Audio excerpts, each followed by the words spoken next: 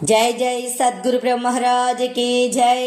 श्री शिवराम दीक्षित सद्गुरु परब्रह्मणे नमः। श्रीमद् बृहद्वासिष्ठ सिद्धांत निर्धारणలను శ్రీమద్ అచల బోధ ప్రతిష్టాపన ఆచార్యులను శ్రీమద్ రామడుగు శ్రీ శివరామ దీక్షితుల వారిచే రచింపబడిన శ్రీమద్ బృహద్వాసిష్టమను శ్రీ శివరామ దీక్షితీయము. ఇప్పుడు దీక్షితీయము నుంచి జీవేశ్వర ద్వైదోషరహిత ప్రకరణంలోని 2వ భాగము. ఉన్నది ఒక్కటైనా వికారం లేదు, తనకు తానే ఉన్నది ఒక్కటైనా వికారం లేదు. పరిపూర్ణమైన ఈశ్వరునకు చలనం ఎన్నటికీ లేదు, ఎన్నటికీ పుట్టదు చావదు. అనేక బ్రహ్మాండాలు వచ్చే వెంటనే ఏమీ లేదు. ఈ మాయ ఉన్నది అంటే సర్వం ఈ మూలం లేని ఈ గుర్తెరిగే శరీరాలు అయ్యి ఈ శరీరాలకు తోస్తుంది. భాగ్య విశేషం చేత తనకు తానే శరీరము లేని గురు సాంప్రదాయం దొరికిన ధనార్జనము కొరకు సిద్ధక్రియ వేరు ద్రవ్యపోతే ఆ చెట్టు క్రిందనే అనేక కోట్ల మొహరీలు బావి దొరికినట్లు మొదలు కొన లేనిది, రాకడా పోకడా లేనిది, పుట్టని చావనిది, తనకు తానే స్వతసిద్ధమై చలించక ఉన్నది, సకల దేశాలయందు సర్వకాలాలయందు సమస్తమైన వస్తువులు యందు లోపట బయట అనే మర్యాద లేక తన మాత్రమే రెండోది అయిన శరీరాన్ని ఎరుగక స్మరించక ఎందులో ప్రవేశించక వెళ్ళిపోక ఎలాగూ ఉన్నది అలాగే శాశ్వతంగా ఉన్నది. మూలం లేని ఈ గుర్తెరిగే శరీరమే నేను అని సర్వకాలం ఏత్వాలు పిత్వాలు చేస్తూ ఉండేవారికి ఎన్నటికీ దొరకక మాలవాండ్ల వలె మేమే ఎక్కువ, మాదిగవాండ్ల వలె మేమే తక్కువ అని నమ్ముకొని వండుకొని తినుకుంటూ మాలవాడిని మాదిగవాడు అనుకుంటూ మాదిగదాన్ని మాలవాడు అనుకుంటూ ఈ కలతోటే కాలం గడిపిన వారికి ఏది గతో అదే గతిగాని ఈ పుట్టని చావని దాని జాడ దొరకక అలాగే దేహమే నేను అని నమ్మి ఉన్నవారి వలె ఉండక శీఘ్రంగా శరీరము లేని గురు సాంప్రదాయం గలవారిని చూసి ఈ శరీరానికి మూలము ఏమి అని శీఘ్రముగా పుట్టని చావని జాడ యథార్థంగా కని దేహభ్రాంతి కొంచెమైనా లేకుండా దృష్టాంతము చేత చూటి బడి చూసుకొని సర్వకాలం శరీరము లేక పరిపూర్ణం ఉన్నది ఉన్నట్టు పడితే విచారణకు ఫలము. అందరూ ఎక్కడికి పోతారో అందరి వంటి వారే అయ్యి కాలం గడిపినా అందరూ ఎక్కడికి పోతారో అక్కడికి పోతాడు. స్వామి, ఈ శరీరానికి మూలము ఏమీ లేదని మీరు అంటిరి, కొనకు ప్రవేశించేటందుకు స్థానము ఏమీ లేదు అంటిరి. ఉన్నప్పుడు ఉన్నది ఏమో అని అందరూ అనుకుంటే మూలం లేని ఈ గుర్తెరిగే శరీరం ఏమీ లేదు అని మీరే శ్రవణం చేసిరి. ఈలాగు నిర్ణయమైన తర్వాత ఏమి భయము? శిష్య, అలాగైతే ఏలాగు నీకు దృఢమేనా? స్వామి, ఉన్నది ఉన్నట్టు పడే. సరే శిష్య, ఏలాగు దృఢం ఉంటే సరే.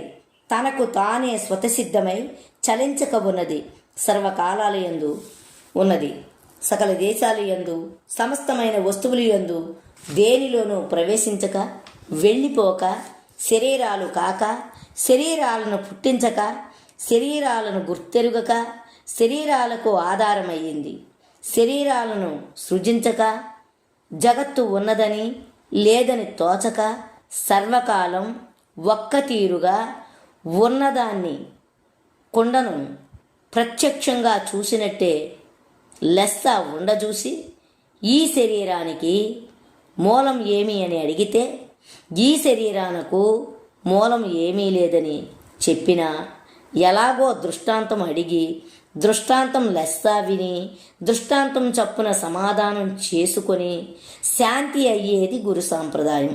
ఇంతేకాని మూలం లేని గుర్తెరిగే శరీరము చేత సాధన చేసి సాధించుదామంటే కోటి శరీరాల చేతనైనా గాని సాధ్యము కాదు. ఈ శరీరం మూలము లేనిది, కొనకు ప్రవేశించేటందుకు స్థానము ఏమీ లేనిది, ఉన్నప్పుడు ఉన్నట్టే ఉండి వెంటనే ఏమీ లేనిది అని చూచే ప్రజలకు అందరికీ నిశ్చయము కద్దు. తనకు ఉన్నంతసేపే కాని కొనకు ఏమీ లేదు అని నిశ్చయము తనకు లేనే లేదు. గురుకృప చేత మూలం లేని గుర్తెరిగే శరీరం ఉన్నంతసేపు అనేక శరీరాలు తనకు తానే తోచేవి స్వభావం. కల తోచినట్టే మేలుక ఉన్నంతసేపు తోస్తాయి.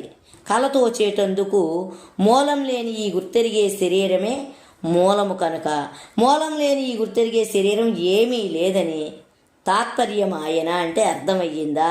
మీకు తోచదు. తోచేటందుకు మూలం ఏమీ లేదు కనుక తనకు తానే స్వతసిద్ధమై ఉన్నది. ఉన్నది ఉన్నట్టు పడితే సరి. ఉన్నది ఉన్నట్టు పడితే ఒక్కటైనా ఇచ్చ ఉండదు. ఉన్నది ఉన్నట్టు పడ్డందుకు ఇదే చూసుకోవాలి. ఇచ్చ ఈ మూలం లేని గుర్తెరిగే శరీరమే కానీ తనకు తానే స్వతసిద్ధమై ఉన్నదానికి ఇచ్చ ఎన్నటికీ లేదు. మీరు విచారించండి. ఈ బట్టబయలుకు ఏమి ఇచ్చ ఉన్నది? ఈ బట్టబయలుకు ఎరుక లేదు కనుక ఇచ్చలేదు. కనుక సంసారం అనే రతికర్మ లేదు కనుక తాను పుట్టలేదు, రెండో దాన్ని పుట్టించలేదు. తాను పుట్టకపాయ, రెండో దాన్ని పుట్టించకపాయ. స్వామి, ఈ శరీరం ఎక్కడి నుంచి వచ్చే? శిష్య, ఈ బట్టబయలును అడుగుతావా, నన్ను అడుగుతావా? స్వామి, ఈ బట్టబయలుకు శరీరం లేదు కనుక దాన్ని ఎలాగూ అడుగా? అది ఎలాగ చెబుతుంది? దానికి వ్యవహారమే లేదు. అవునా? సరే శిష్య, సరిగదా. ఎవరిని అడుగుతావు? స్వామి, మిమ్మల్నే. శిష్య, నేను ఏమి? స్వామి, మీరు ఏమో. మాకు చూసేటందుకు లేని శరీరం ఉన్నట్టు ఉన్నది. శిష్య, మరి నీకు శరీరం ఉన్నదా? స్వామి, ఉన్నదే. మరి నాకో? స్వామి, మీకు శరీరం ఉన్నట్టు ఉన్నదే. మీరు శరీరం ఏమీ లేదని సూచన చేస్తూ ఉన్నారు కనుక శరీరం లేకపోవడం ఎలాగో అని నాకు ఆశ్చర్యం అవుతుంది. ఇది ఏమి అని అనిపిస్తుంది. శిష్య, శరీరం ఉన్నదని మీకే కాదు, నన్ను ఎదురు చూసేవారందరికీ శరీరం ఉన్నదని ఎరికే. చూసిన వారికల్లా శరీరపు వర్తమానం. శరీరం లేని వర్తమానం తెలిస్తే మూఢులు ఏరి, అజ్ఞానులు ఏరి, మూర్ఖులు ఏరి, ప్రత్యక్ష ప్రమాణమని వాదించే చార్వాకులు ఏరి. స్వామి, అలాగైతే మేము మూఢులమా? శిష్య, దేహాలకు మూలము ఏదో అదే మీకు యథార్థంగా తెలిసినా సరే, మీ తండ్రి గారికి తెలిసినా సరే, మీ తాతగారికి తెలిసినా సరే, మీ ముత్తాత గారికి తెలిసినా సరే, మీకు ఎవరైనా గురువులు ఉంటే వారికి తెలిసినా సరే, ఇప్పుడు మీరు విచారించి చెప్పినా సరే, శరీరం ఫలానది అని తాత్పర్యం చేసుకుంటే నేను మీరు అందరము మూఢులమే, అందరము జ్ఞానులమే, అజ్ఞానులమే, అందరము సమానమే. ఇది ఉన్నట్టు తెలియకుంటే చాకలి చదువు, కోటి విద్యలు కూటు కొరకే అని చాకలివాడు అంటూ ఉన్నాడు. మళ్ళా అందరికీ దాసుడై ఉన్నాడు. అందరికీ సేవకుడు కనుక నిత్యుల వలెను ఎక్కువ అనుకోడు, మిత్రుల వలె మేము తక్కువ అనుకోడు. అందుకే బ్రహ్మ కమ్మరివాడు, విష్ణువు సాలివాడు, మహేశ్వరుడు చదువుకున్న వానికంటే ఎక్కువవాడు. అందరూ సమానమే. ఎవరి కులధర్మం వారు విడువక స్వధర్మాల చేత ఉన్నారు కనుక అందుకే శరీరం ఉన్నది అని దృఢం ఉన్నది. అనుమానమా? ఉన్నది ఎప్పుడు పోతుందో అని అందరికీ ధైర్యం కద్దు. ఈ గుర్తెరిగే శరీరాలు ఎలాగూ అంటే అలాగే విని ఉన్నంతసేపు భ్రాంతులతోటే ఉండి కొనకు సకల శరీరాలు ఏమీ లేవు, ఎక్కడి నుంచి వచ్చే ఎక్కడికి పాయే అని ఎవరికి విచారం పుట్టదు. పుట్టిన అనేక దొంగత్రోవలే కానీ రాజమార్గం ఒక్కటే కాదు. స్వామి, మాకిన్ని ఎందుకు? ఈ శరీరం ఎందు చేత పుడుతుంది? లోకంలో అనేక మాటలు అనుకుంటారు. మీరు మాకు ఉన్నది ఉన్నట్టు సూచన చేయండి. శిష్య, చేస్తా విను. మీ తల్లి తండ్రి నీకు మూలము, నాకు అలాగే. వారి స్వరూపం మనం ఎంతో అంతే. స్వామి, అలాగైతే వారు ఎక్కడి నుంచి వచ్చిరి? శిష్య, ఇలాగ వారికి వారు మనం, ఇలాగ వారికి వారు వారికి మనం. స్వామి, అలాగైతే సర్వకాలం ఈ ప్రకారాన ఉండే. శిష్య, ఉంటే ఏమి? ఎన్నడూ లేకపోయింది. సర్వకాలం నీ శరీరము నా శరీరం ఉన్నంతసేపు సర్వం ఉన్నట్టే తోస్తుంది. మూలం లేని ఈ గుర్తెరిగే శరీరం భోంచేస్తే అన్నరసం శుక్లం అవుతుంది. నీళ్లు త్రాగితే ఈ శరీరంలో ప్రవేశించి రక్తం పుడుతుంది. మూలం లేని గుర్తెరిగే శరీరానికి ఇచ్చ పుడితే రతికర్మ చేస్తుంది. పాలు కాచి తోడిపెట్టి పెరుగు వలనే గట్టిపడి శరీరాకారమై పుట్టి కొంతసేపు మూలం లేని ఈ గుర్తెరిగే శరీరం ఎరుక చేత ఉన్నంతసేపు వెంటనే మేలుకుంటే ఏమీ లేదు. ఈ ఎరుక ఉన్నంతసేపు అనేక చిత్ర విచిత్రాలు అయోని సంభవుల గుర్తెరుగుతాడు. అటువంటి యోని సంభవులను గుర్తెరుగుతాడు. శాశ్వతమైంది ఏది అని ఎవ్వరిని అడగడు. ఈ దేహాలకు దేహాలే మూలము. స్వామి నిర్మాణం చేస్తాడా అని ఎవరిని అడగడు. స్వామి, అయ్యా, ఈ శరీరం ఉన్నట్టే ఉండి వెంటనే అడ్డం పడుతుంది, చాలాసేపు ఏమీ లేదు, అప్పుడు ఈ శరీరం ఎక్కడ పోతుంది? శిష్య, ఈ శరీరం కాంగానే అయోని సంభవులు వచ్చినట్టు అవుతుంది. అందులోని అనేక ఏనుగులు, గుర్రాలు, రథాలు, అనేక మంది స్త్రీలు వచ్చి ఉన్నట్లే ఉంటారు. ఎరుక ఉండంగానే ఏమీ లేదు. అంతలోని యోని సంభవులు గుర్తెరుగుతా. ఇలాగూ కొంతసేపు ఉండంగా ఈ గుర్తెరిగే శరీరం ఏమీ లేదు. ఈ శరీరంతో పుట్టే కళ, ఈ శరీరము ఏమీ లేకుంటే మంది సుషుప్తి అన్నారు, అంటే జనాలు సుషుప్తి అన్నారు, లేకుంటే మరణం అన్నారు. ఇంతేకాని మూలం లేని ఈ గుర్తెరిగే శరీరానికి మూలం ఎరగ. మూలం లేని ఈ గుర్తెరిగే శరీరం ఫలానా దాని యందు ప్రవేశిస్తుంది అని ఎవరు ఎరుగరు. ఇటువంటి మూలం లేని ఈ గుర్తెరిగే శరీరం ఉన్నంతసేపు నానా కోతలు మనం కోస్తాం, మనతో కూడా వచ్చిన వారు కోస్తారు. దీనికి దరి ఎవ్వరూ ఎరుగరు. ఎక్కడ ఉన్నారో అంత అమావాస్య చీకటిలోనే ఉన్నారు. సరే, కానీ ఒక్క శరీరం ఒక్క నిర్ణయం అయితే అన్ని నిర్ణయాలు పుడతావి.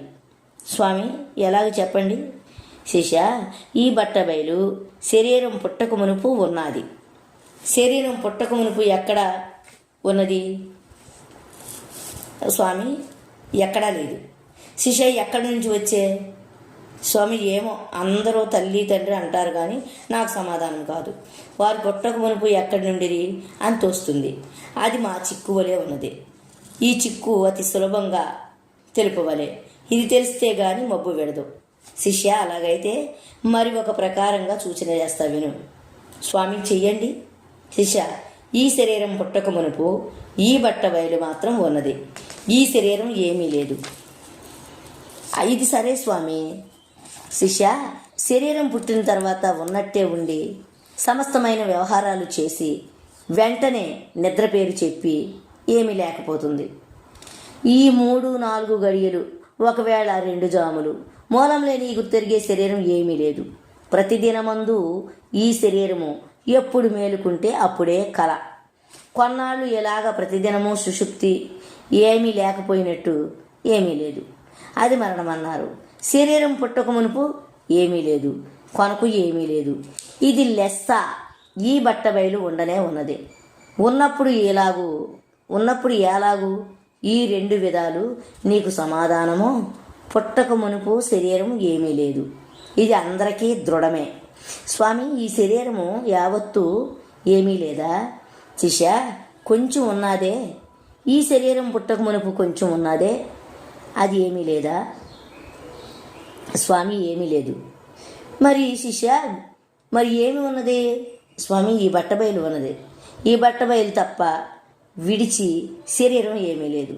మూలం లేని ఈ గుర్తెరిగే శరీరం పుట్టక మునుపు ఎలాగూ ఏమీ లేదు, చచ్చిన తర్వాత ఎలాగూ ఏమీ లేదు, అలాగే ఉన్నప్పటికీ మూలం లేని ఈ గుర్తెరిగే శరీరం ఏమీ లేదు అని కలతోసిన శరీరాలు ఎరుకుతో కూడా ఈవల ఎరుక ఉండంగానే ఏమీ లేదు అని తనకు తానే దృఢం ఉన్నట్టు మూలం లేని గుర్తెరిగే శరీరమును ఏమీ లేదు అని తనకు తానే తాత్పర్యమైతే మళ్ళా తోచేటందుకు మూలం లేదు కనుక శరీరాన్ని గుర్తెరుగని బట్టబయలు తనకు తానే స్వతసిద్ధమై ఎన్నటికీ చలించక ఉన్నదే ఉన్నది. శిష్య, ఇది శరీరము లేని గురు సాంప్రదాయం. ఇదే మహాద్వైతము. ఇదే ద్వైత అద్వైత రహితమైన పరమతత్వము.